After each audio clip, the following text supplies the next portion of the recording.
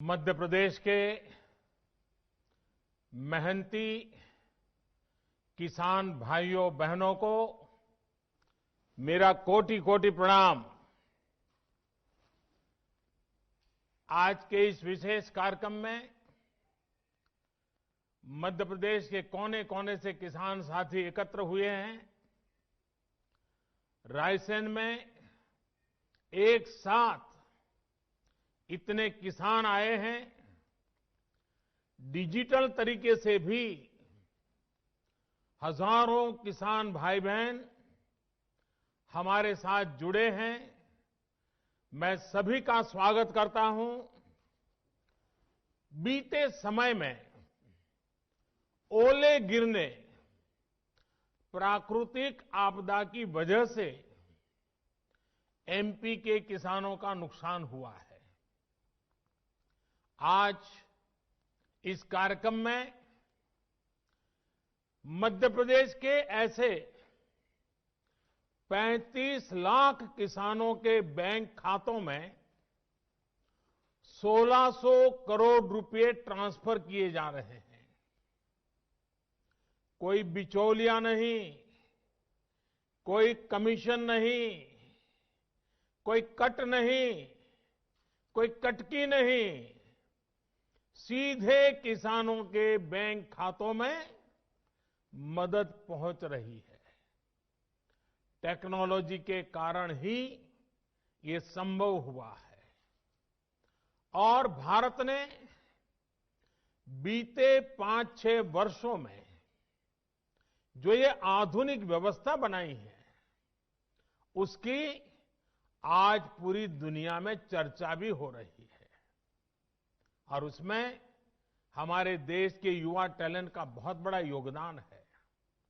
साथियों, आज यहां इस कार्यक्रम में भी कई किसानों को किसान क्रेडिट कार्ड सौंपे गए हैं।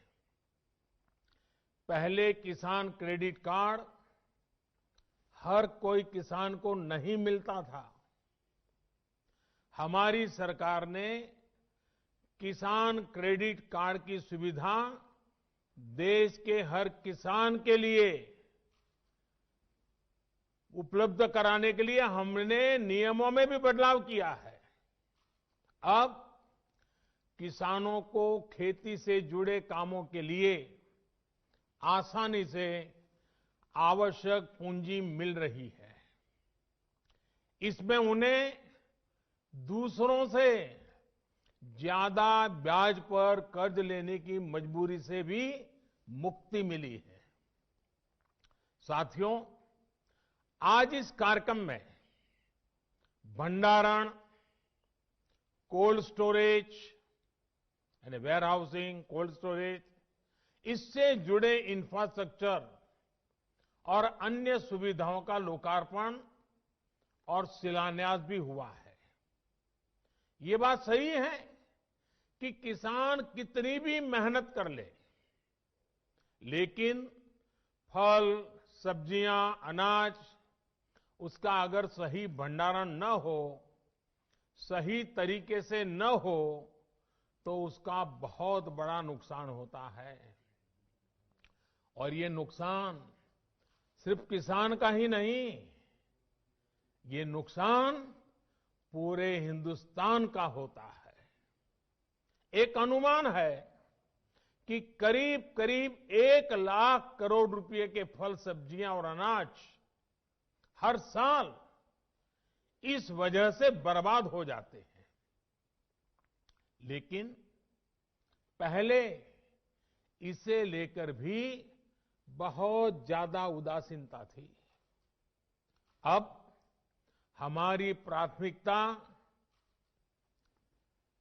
भंडारण के नए केंद्र, कोल्ड स्टोरेज का देश में विशाल नेटवर्क और उससे जुड़ा इंफ्रास्ट्रक्चर बनाना, ये भी हमारी प्राथमिकता है।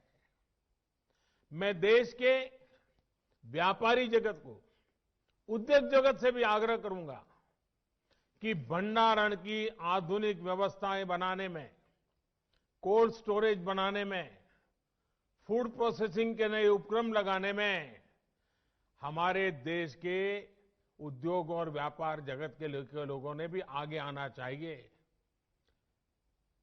सारा काम किसानों के सर पे मढ़ देना, ये कितना उचित है? हो सकता है आपकी कमाई थोड़ी कम होगी, लेकिन देश के किसान का, देश के गरीब का, देश के गांव का भला होगा। साथियों, भारत की कृषि, भारत का किसान अब और पिछड़ेपन में नहीं रह सकता। दुनिया के बड़े बड़े देशों के किसानों को जो आधुनिक सुविधा उपलब्ध है, वो सुविधा भारत के भी किसानों को मिले, इसमें अब और देर नहीं की जा सकती। समय हमारा इंतजार नहीं कर सकता। तेजी से बदलते हुए वैश्विक परिदृश्य में भारत का किसान सुविधाओं के अभाव में, आधुनिक तौर तरीकों के अभाव में असहाय होता जाए, ये स्थिति स्वीकार नहीं की जा सकती।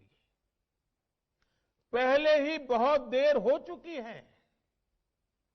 जो काम 25-30 साल पहले हो जाने चाहिए थे, वो आज करने की नौबत आई है। पिछले 6 साल में हमारी सरकार ने किसानों की एक एक जरूरत को ध्यान में रखते हुए अनेक महत्वपूर्ण कदम उठाए हैं।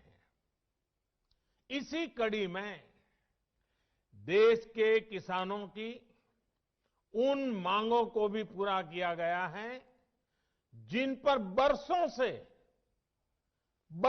से सिर्फ और सिर्फ मंथन चल रहा था। बीते कई दिनों से देश में किसानों के लिए जो नए कानून बने, आजकल उसकी चर्चा बहुत है।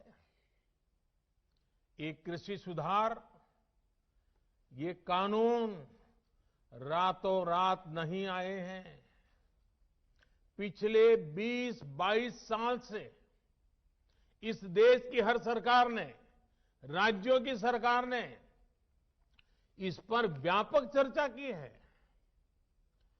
कम अधिक सभी संगठनों ने इन पर विमर्श किया है। देश के किसानों के संगठन, कृषि एक्सपर्ट्स, कृषि अर्थशास्त्री, कृषि वैज्ञानिक, हमारे यहां के प्रोग्रेसिव किसान भी लगातार कृषि क्षेत्र में सुधार की मांग करते आए हैं।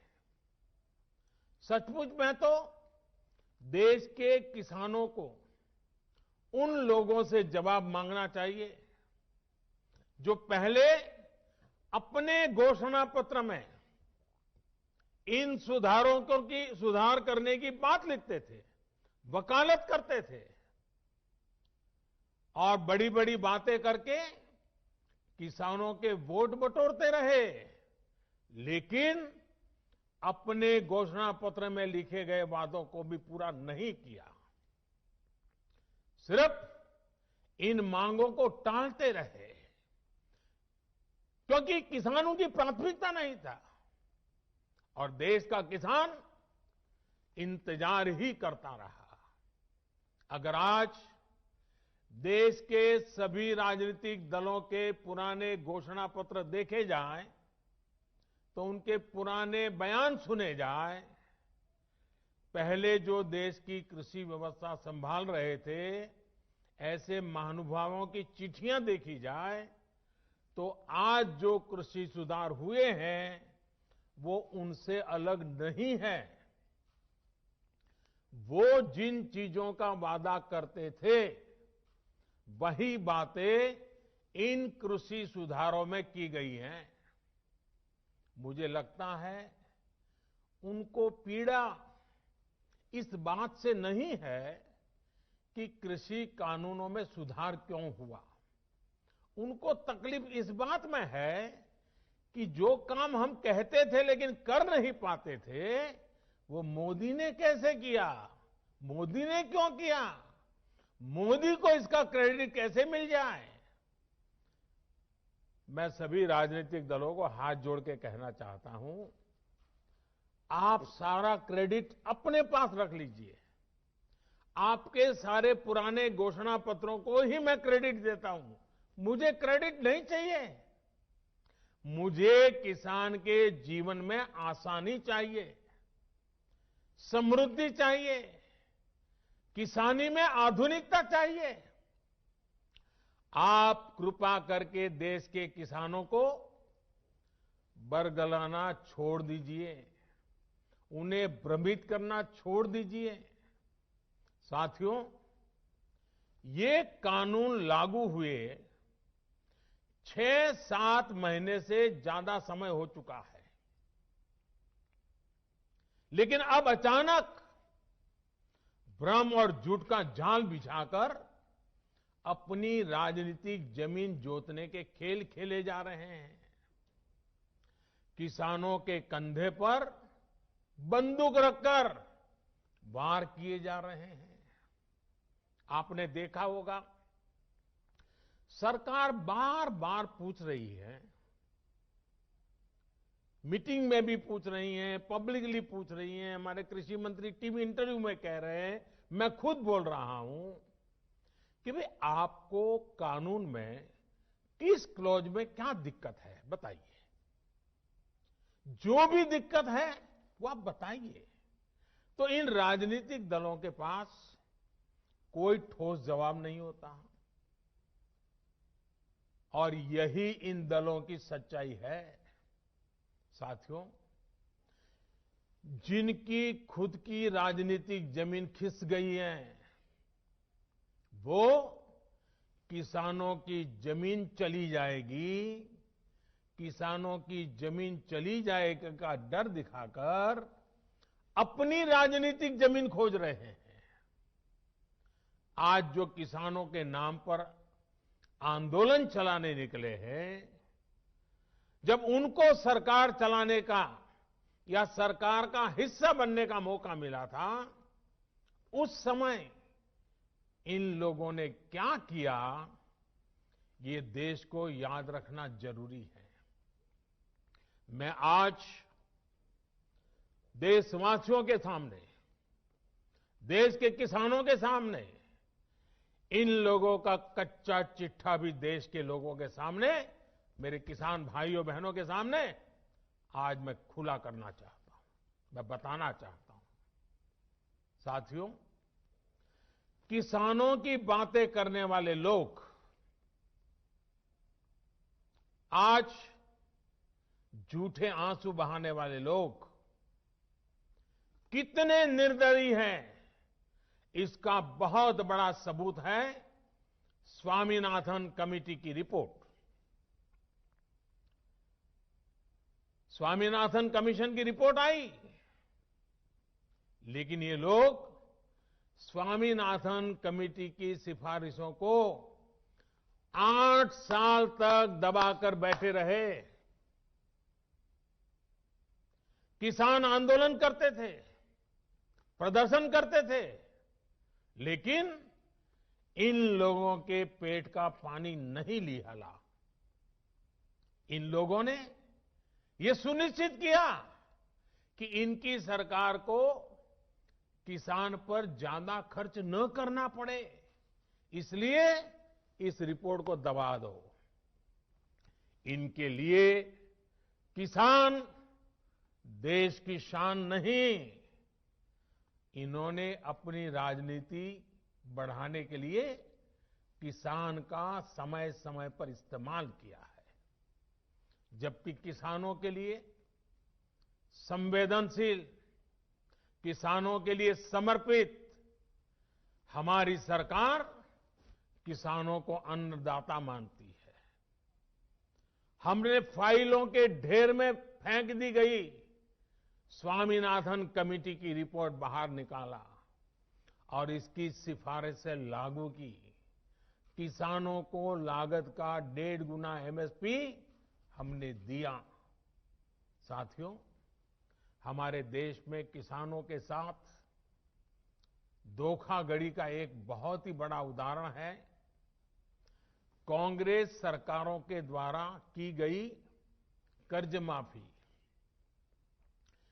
जब 2 साल पहले मध्य प्रदेश में चुनाव होने वाले थे तो कर्ज माफी का वायदा किया गया था।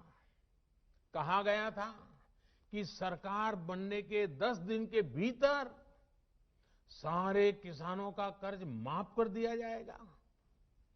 कितने किसानों का कर्ज माफ हुआ?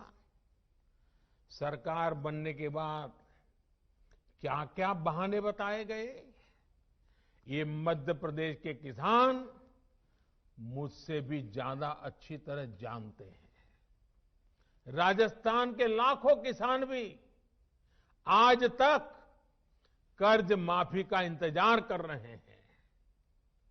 किसानों को इतना बड़ा धोखा देने वालों को जब मैं किसान हित की बात करते देखता हूं तो मुझे बड़ा आश्चर्य होता है। ये कैसे लोग हैं? क्या राजनीति इस हद तक जाती है? क्या कोई इस हद तक छल कपट कैसे कर सकता है? और वो भी भोले भाले किसानों के नाम पर। किसानों को और कितना धोखा देंगे ये लोग। साथियों, हर चुनाव से पहले ये लोग कर्ज माफी की बात करते हैं। और कर्ज माफी कितनी होती है? सारे किसान इससे कवर होते हैं क्या? जो छोटा किसान कभी बैंक का दरवाजा नहीं देखा है, जिसने कभी कर्ज नहीं लिया, उसके बारे में क्या कभी एक बार भी सोचा है इन लोगों ने? और नया पुराना हर अनुभव ये बताता है कि जितनी ये घोषणा करते हैं उतनी कर्ज माफी कभी नहीं करते। जितने पैसे ये भेजने की बात कर रहे हैं उतने पैसे किसानों तक कभी पहुंचते ही नहीं है। किसान सोचता था कि अब तो पूरा कर्ज माफ होगा और बदले में उसे मिलता था बैंकों का नोटिस और गिरफ्तारी का वारंट। और इस कर्ज माफी का सबसे बड़ा लाभ किसे मिलता था? इन लोगों के करीबियों को, नाते रिश्तेदारों को।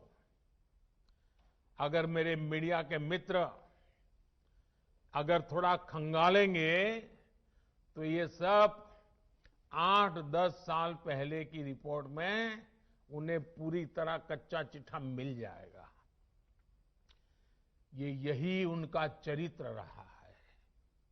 किसानों की राजनीति का दम भरने वालों ने कभी इसके लिए आंदोलन नहीं किया, प्रदर्शन नहीं किया। कुछ बड़े किसानों का कर्ज 10 साल में एक बार माफ हो गया, इनकी राजनीतिक रोटी सिक गई, काम पूरा हो गया। फिर गरीब किसान को कौन पूछता है? वोट बैंक की राजनीति करने वाले इन लोगों ने और इन लोगों को देश अब भली भांति जान गया है, देश देख रहा है। देश हमारी नीयत में गंगा जल और मां नर्मदा के जल जैसी पवित्रता भी देख रहा है।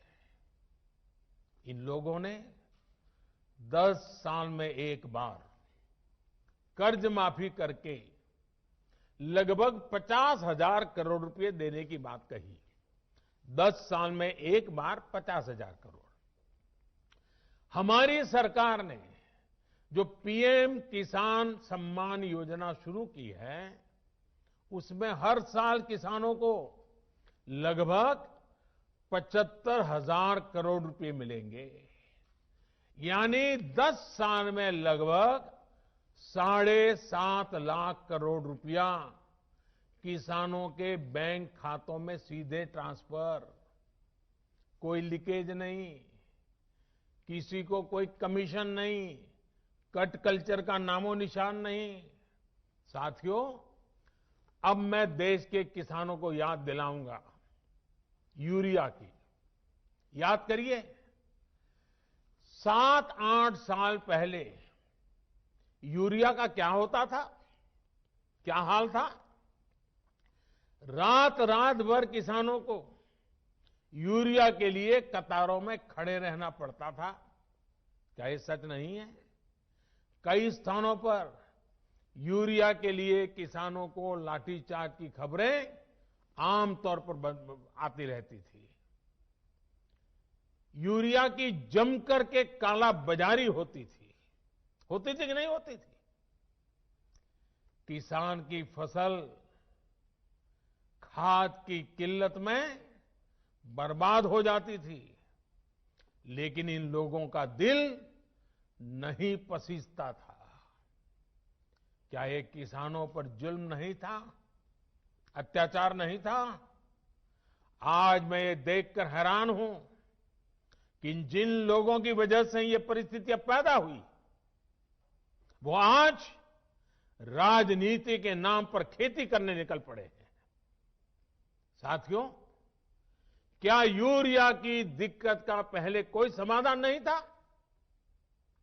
अगर किसानों के दुख दर्द, उनकी तकलीफों के प्रति जरा भी संवेदना होती तो यूरिया की दिक्कत होती ही नहीं। हमने ऐसा क्या किया कि सारी परेशानी खत्म हो गई है? आज यूरिया की किल्लत की खबरें नहीं आती। यूरिया के लिए किसानों को लाठी नहीं खानी पड़ती। हमने किसानों की इस तकलीफ को दूर करने के लिए पूरी ईमानदारी से काम किया।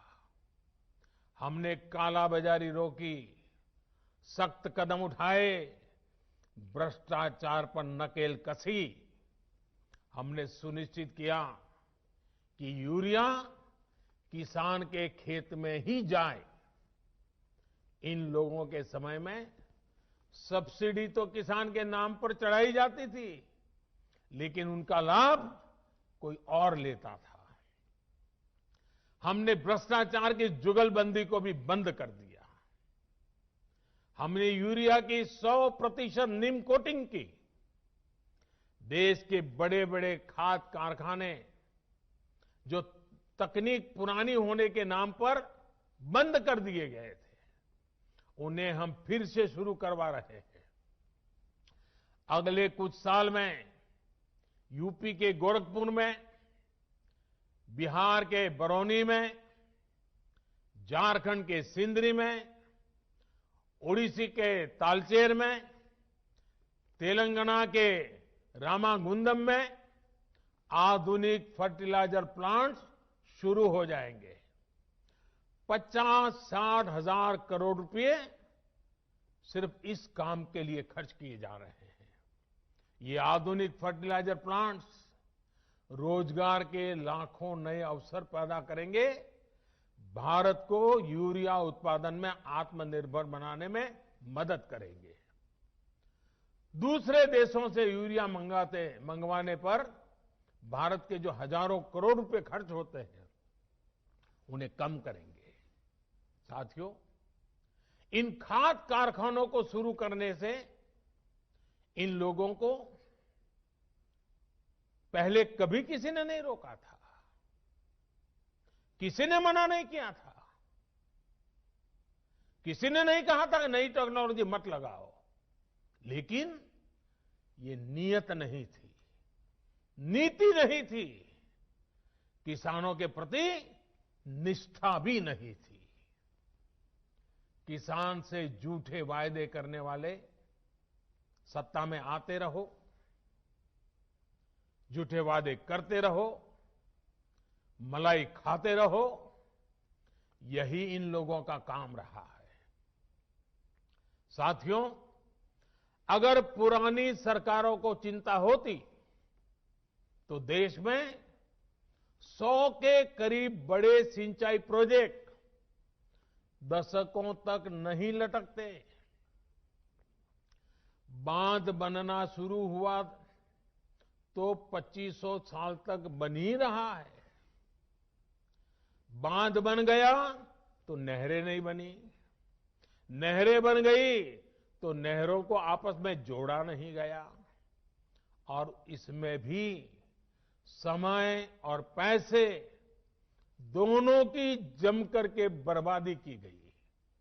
अब हमारी सरकार हजारों करोड़ रुपए खर्च करके इन सिंचाई परियोजनाओं को मिशन मोड में पूरा करने में जुटी है, ताकि किसान के हर खेत में पानी पहुंचाने की हमारी इच्छा पूरी हो जाए।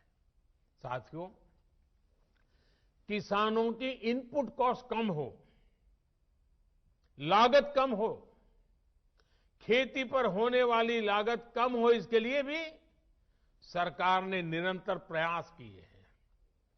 किसानों को सोलर पंप बहुत ही कम कीमत पर देने के लिए देश भर में बहुत बड़ा अभियान चलाया जा रहा है। हम अपने अन्नदाता को ऊर्जादाता भी बनाने के लिए काम कर रहे हैं।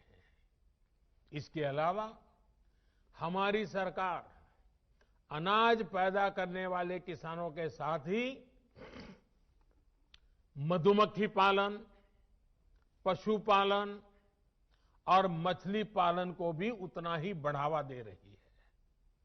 पहले की सरकार के समय देश में शहद का उत्पादन करीब 76,000 मैट्रिक टन, 76,000 मैट्रिक टन होता था। अब देश में 1,20,000 मैट्रिक टन से भी ज्यादा शहद, हनी का उत्पादन हो रहा है। 1,76,000। देश का किसान जितना शहद, मधु पहले की सरकार के समय निर्यात करता था, आज उससे 2 गुना शहद निर्यात कर रहा है। साथियों, एक्सपर्ट कहते हैं कि एग्रीकल्चर में मछली पालन वो सेक्टर है जिसमें कम लागत में सबसे ज्यादा मुनाफा होता है। मछली पालन को बढ़ावा देने के लिए हमारी सरकार ब्लू रिवॉल्यूशन स्कीम चला रही है। कुछ समय पहले ही 20,000 करोड़ रुपए की प्रधानमंत्री मत्स्य संपदा योजना भी शुरू की गई है। इन्हीं प्रयासों का ही नतीजा है कि देश में मछली उत्पादन के पिछले सारे रिकॉर्ड टूट चुके हैं। अब देश अगले 3-4 साल में मछली निर्यात को 1 लाख करोड़ रुपए से ज्यादा करने के लक्ष्य पर काम कर रहा है। भाइयों और बहनों, हमारी सरकार ने जो कदम उठाए, हमारी राज्य सरकारों ने जो कदम उठाए, और आज देख रहे हैं मध्य प्रदेश में किस प्रकार से किसानों की भलाई के लिए काम हो रहे हैं, वो पूरी तरह किसानों को समर्पित है। अगर मैं वो सारे कदम गिनाने जाऊं तो शायद समय बहुत कम पड़ जाएगा, लेकिन मैंने कुछ उदाहरण इसलिए दिए ताकि आप हमारी सरकार की नीयत को परख सकें, हमारे ट्रैक रिकॉर्ड को देख सकें, हमारे नेक इरादों को समझ सकें, और इसी आधार पर मैं विश्वास से कहता हूं कि हमने हाल में जो कृषि सुधार किए हैं उसमें अविश्वास का कारण ही नहीं है, झूठ के लिए कोई जगह ही नहीं है। मैं अब आपसे कृषि सुधारों के बाद बोले जा रहे सबसे बड़े झूठ के बारे में बात करूंगा। बार बार उस झूठ को दोहराया जा रहा है, जोर जोर से बोला जा रहा है, जहां मौका मिले वहां बोला जा रहा है, बिना सिर पैर बोला जा रहा है। जैसे मैंने पहले कहा था, स्वामीनाथन कमेटी की रिपोर्ट को लागू करने का काम हमारी ही सरकार ने किया। अगर हमें एमएसपी हटानी ही होती तो स्वामीनाथन कमेटी की रिपोर्ट लागू ही क्यों करते भाई? आपने भी नहीं की थी, हम भी नहीं करते। हमने तो ऐसा नहीं किया, हमने तो लागू की। दूसरा, ये हमारी सरकार एमएसपी को लेकर इतनी गंभीर है कि हर बार बुवाई से पहले एमएसपी की घोषणा करती है। इससे किसान को भी आसानी होती है, उन्हें भी पहले पता चल जाता है कि इस फसल पर इतनी एमएसपी मिलने वाली है। वो कुछ बदलाव करना चाहता है तो उसे सुविधा होती है। साथियों, 6 महीने से ज्यादा का समय हो गया जब ये कानून लागू किए गए। ये कानून तो लागू हो चुके थे, 6 महीने पहले हो चुके थे। कानून बनने के बाद भी वैसे ही एमएसपी की घोषणा की गई जैसे पहले की जाती थी। कोरोना महामारी से लड़ाई के दौरान भी ये काम पहले की तरह किया गया। एमएसपी पर खरीदी भी उन्हीं मंडियों में हुई जिनमें कानून बनने से पहले होती थी, कानून बनने के बाद भी वही हुई। अगर कानून लागू होने के बाद भी एमएसपी की घोषणा हुई, एमएसपी पर सरकारी खरीदी हुई, उन्हीं मंडियों में हुई, तो क्या कोई समझदार इस बात को स्वीकार करेगा कि एमएसपी बंद हो जाएगी? और इसलिए मैं कहता हूं, इससे बड़ा कोई झूठ नहीं हो सकता, इससे बड़ा कोई षड्यंत्र नहीं हो सकता। और इसलिए मैं देश के प्रत्येक किसान को ये विश्वास दिलाता हूं कि पहले जैसे एमएसपी दी जाती थी वैसे ही दी जाती रहेगी। एमएसपी न बंद होगी न समाप्त होगी। साथियों, अब मैं आपको जो आंकड़े दे रहा हूं वो दूध का दूध और पानी का पानी कर देंगे। पिछली सरकार के समय गेहूं पर एमएसपी थी 1400 रुपये प्रति क्विंटल। हमारी सरकार प्रति क्विंटल गेहूं पर 1975 रुपये एमएसपी दे रही है। पिछली सरकार के समय धान पर एमएसपी थी 1310 रुपये प्रति क्विंटल। हमारी सरकार प्रति क्विंटल धान पर करीब 1870 रुपये एमएसपी दे रही है। पिछली सरकार में ज्वार पर एमएसपी थी 1520 रुपये प्रति क्विंटल। हमारी सरकार ज्वार पर प्रति क्विंटल 2640 रुपये एमएसपी दे रही है। पिछली सरकार के समय मसूर की दाल पर एमएसपी थी 1950 रुपये। हमारी सरकार प्रति क्विंटल मसूर दाल पर 5100 रुपये एमएसपी दे रही है। पिछली सरकार के समय चने पर एमएसपी थी 3100 रुपये। हमारी सरकार अब चने पर प्रति क्विंटल 5100 रुपये एमएसपी दे रही है। पिछली सरकार के समय तूर दाल पर एमएसपी थी 4300 रुपये प्रति क्विंटल। हमारी सरकार तूर दाल पर प्रति क्विंटल 6000 रुपये एमएसपी दे रही है। पिछली सरकार के समय मूंग दाल पर एमएसपी थी 4500 रुपये प्रति क्विंटल। हमारी सरकार मूंग दाल पर करीब 7200 रुपये 7200 रुपये एमएसपी दे रही है। साथियों, ये इस बात का सबूत है कि हमारी सरकार एमएसपी समय समय पर बढ़ाने को कितनी तवज्जो देती है, कितनी गंभीरता दे देती है। एमएसपी बढ़ाने के साथ ही सरकार का जोर इस बात पर भी रहा है कि ज्यादा से ज्यादा अनाज की खरीदारी एमएसपी पर की जाए। पिछली सरकार ने अपने 5 साल में किसानों से लगभग 1700 लाख मैट्रिक टन धान खरीदा था। ये आंकड़े याद रखना। हमारी सरकार ने अपने 5 साल में 3000 लाख मैट्रिक टन धान किसानों से एमएसपी में खरीदा, करीब करीब डबल। पिछली सरकार ने अपने 5 साल में करीब 3.25 लाख मैट्रिक टन तिलहन खरीदा था। हमारी सरकार ने अपने 5 साल में 56 लाख मैट्रिक टन से ज्यादा एमएसपी पर खरीदा है। अब सोचिए, कहां 3.25 लाख और कहां 56 लाख। यानी हमारी सरकार ने न सिर्फ एमएसपी में वृद्धि की, बल्कि ज्यादा मात्रा में किसानों से उनकी उपज को एमएसपी पर खरीदा है। इसका सबसे बड़ा लाभ यह हुआ है कि किसानों के खाते में पहले के मुकाबले कहीं ज्यादा पैसा पहुंचा है। पिछली सरकार के 5 साल में किसानों को धान और गेहूं की एमएसपी पर खरीदने के बदले में 3,74,000 करोड़ रुपए मिले थे।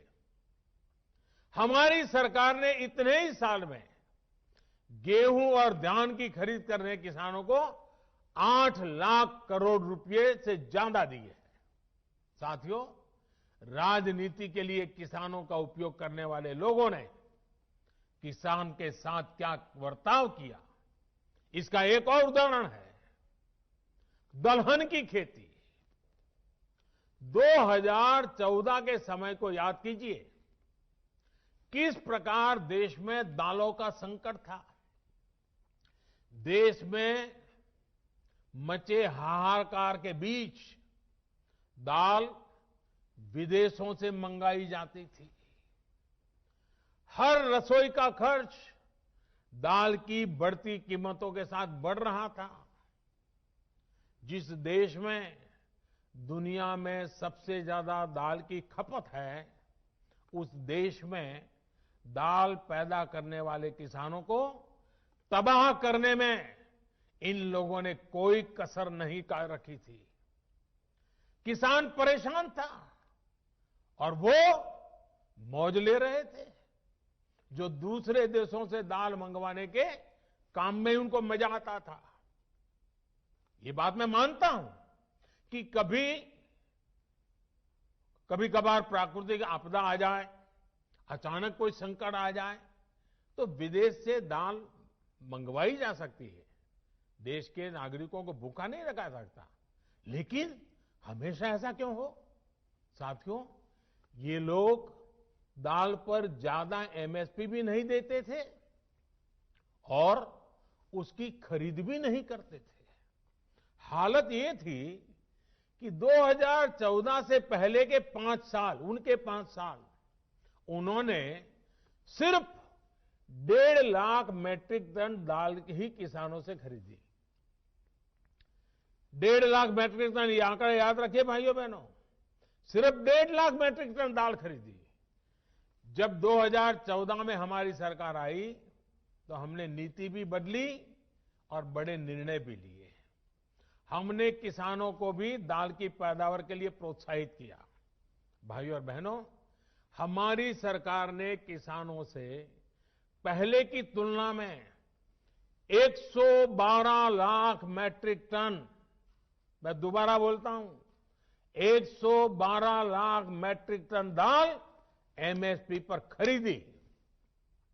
सोचिए, 1.5 लाख उनके जमाने में, वहां से हम सीधे ले गए 112 लाख मैट्रिक टन। उन लोगों ने अपने 5 सालों में दाल किसानों को, दाल पैदा करने वाले किसानों को कितना रुपया दिया? 650 करोड़ रुपए। हमारी सरकार ने क्या किया? हमने करीब करीब 50,000 करोड़ रुपए दाल पैदा करने वाले किसानों को दिया। कहां 600 करोड़, कहां 50,000 करोड़। आज दाल के किसान को भी ज्यादा पैसा मिल रहा है, दाल की कीमतें भी कम हुई हैं, जिससे गरीब को सीधा फायदा हुआ है। जो लोग किसानों को न एमएसपी दे सके, न एमएसपी पर ढंग से खरीद सके, वो एमएसपी पर किसानों को गुमराह कर रहे हैं। साथियों, कृषि सुधारों से जुड़ा एक और झूठ फैलाया जा रहा है, एपीएमसी यानी हमारी मंडियों को लेकर के। हमने कानून में क्या किया है? हमने कानून में किसानों को आजादी दी है, नया विकल्प दिया है। अगर देश में किसी को साबुन बेचना हो तो सरकार ये तय नहीं करती कि सिर्फ इसी दुकान पर बेच सकते हो। अगर किसी को स्कूटर बेचना हो तो सरकार ये तय नहीं करती कि सिर्फ इसी डीलर को बेच सकते हो। लेकिन पिछले 70 साल से सरकार किसानों को ये जरूर बताती रही है कि आप सिर्फ इसी मंडी में अपना अनाज बेच सकते हो। मंडी के अलावा किसान चाहकर भी अपनी फसल कहीं और नहीं बेच सकता था। नए कानून में हमने सिर्फ इतना कहा है कि किसान अगर उसको फायदा नजर आता है तो पहले की तरह जाके मंडी में बेचे, और बाहर उसको फायदा होता है तो मंडी के बाहर जाने का उसको हक मिलना चाहिए, उसकी मर्जी को। क्या लोकतंत्र में मेरे किसान भाई को इतना हक नहीं हो सकता है? अब जहां किसान को लाभ मिलेगा वहां वो अपनी उपज बेचेगा।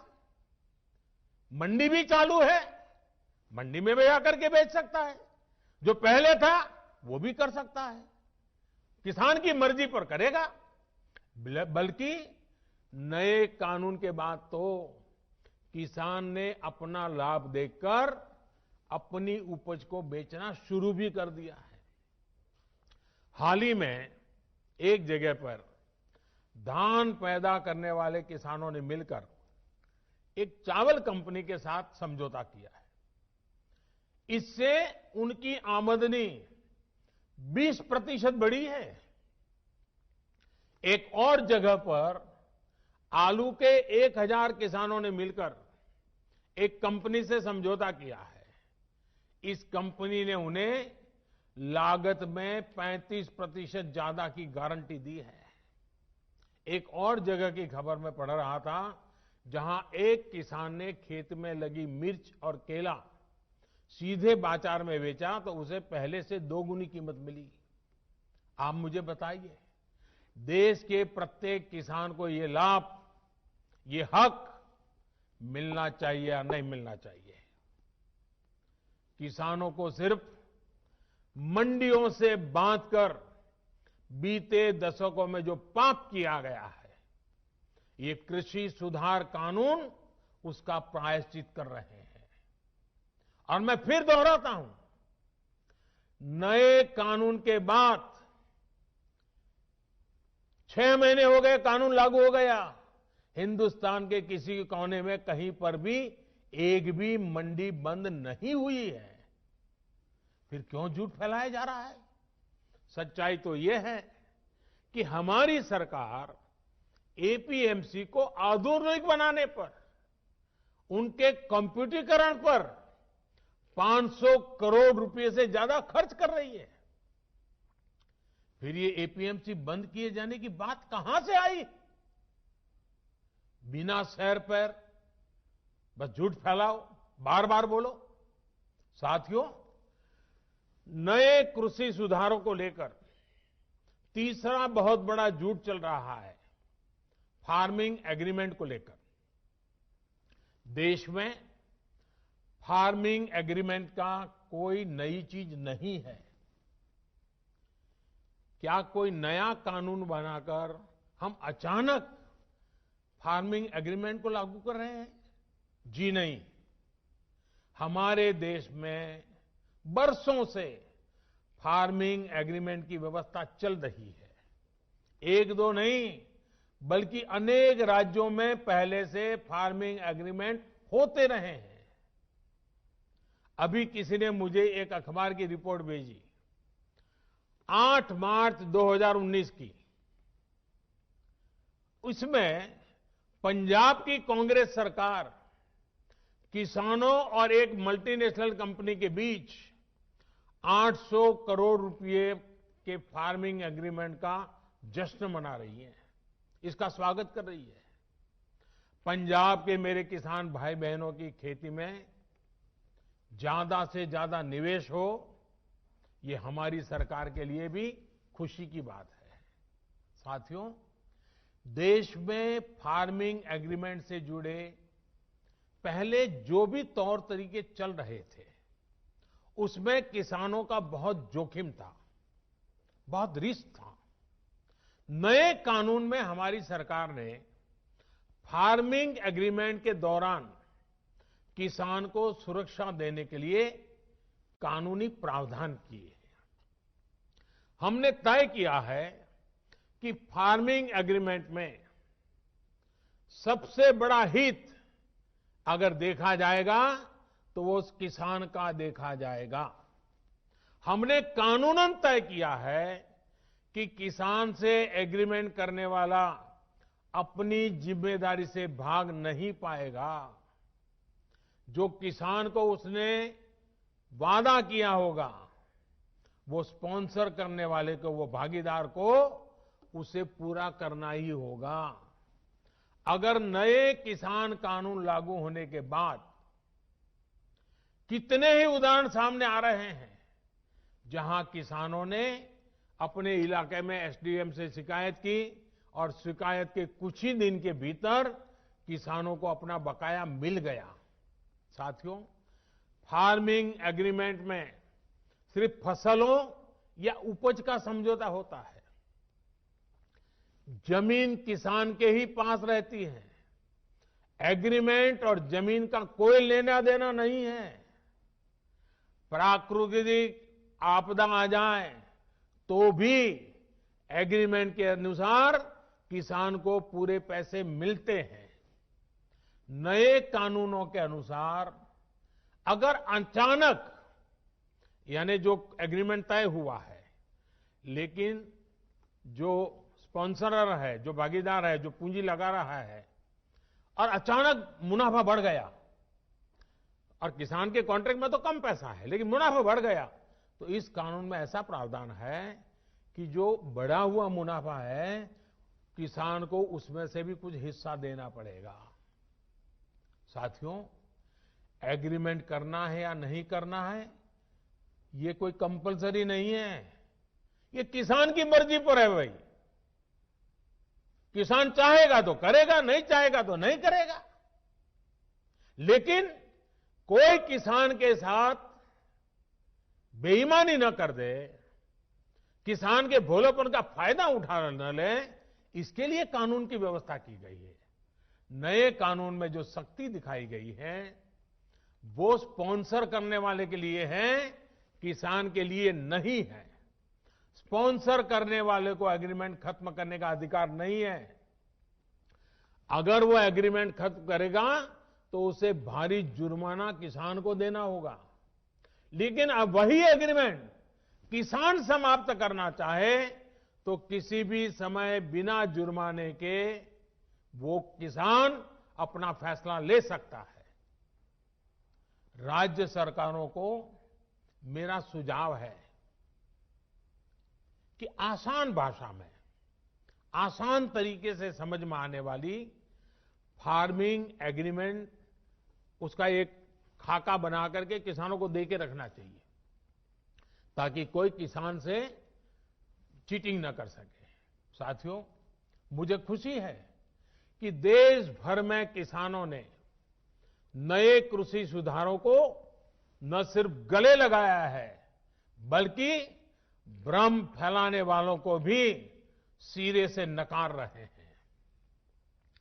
जिन किसानों में अभी थोड़ी सी भी आशंका बची है, उनसे मैं फिर से कहूंगा कि आप एक बार फिर सोचिए, जो हुआ ही नहीं है, जो होने वाला ही नहीं है, उसका भ्रम और डर फैलाने वाली जमात से आप सतर्क रहिए। ऐसे लोगों को मेरे किसान भाइयों बहनों पहचानिए। इन लोगों ने हमेशा किसानों से धोखा दिया है, उनको धोखा दिया है, उनका इस्तेमाल किया है और आज भी यही कर रहे हैं। मेरी इस बातों को, इसके बाद भी, सरकार के इन प्रयासों के बाद भी अगर किसी को कोई आशंका है तो हम सर झुकाकर किसान भाइयों के सामने हाथ जोड़कर बहुत ही विनम्रता के साथ देश के किसान के हित में उनकी चिंता का निराकरण करने के लिए हर मुद्दे पर बात करने के लिए तैयार हैं। देश का किसान, देश के किसानों का हित हमारे लिए सर्वोच्च प्राथमिकताओं में से एक है। साथियों, आज मैंने कई बातों पर विस्तार से बात की है। कई विषयों पर सच्चाई देश के सामने रखी है। अभी 25 दिसंबर को श्रद्धेय अटल जी की जन्म जयंती पर एक बार फिर मैं इस विषय पर देश भर के किसानों के साथ विस्तार से बात करने वाला हूं। उस दिन पीएम किसान सम्मान निधि की एक और किस्त करोड़ों किसानों के बैंक खातों में एक साथ ट्रांसफर की जाएगी। भारत का किसान बदलते समय के साथ चलने के लिए, आत्मनिर्भर भारत बनाने के लिए मेरे देश का किसान चल पड़ा है। नए संकल्पों के साथ नए रास्तों पर हम चलेंगे भी और यह देश सफल होगा, ये देश का किसान भी सफल होगा। इसी विश्वास के साथ मैं फिर एक बार मध्य प्रदेश सरकार का अभिनंदन करते हुए आज मध्य प्रदेश के लाखों लाखों किसानों के साथ मुझे अपनी बातें बताने का मौका मिला, इसके लिए सबका आभार व्यक्त करते हुए मैं फिर एक बार आप सबको बहुत बहुत शुभकामनाएं देता हूं। बहुत बहुत धन्यवाद। Subscribe to Nation Next YouTube channel and press the bell icon to get regular updates from Nation Next. Also like Nation Next Facebook page and follow us on Instagram and Twitter.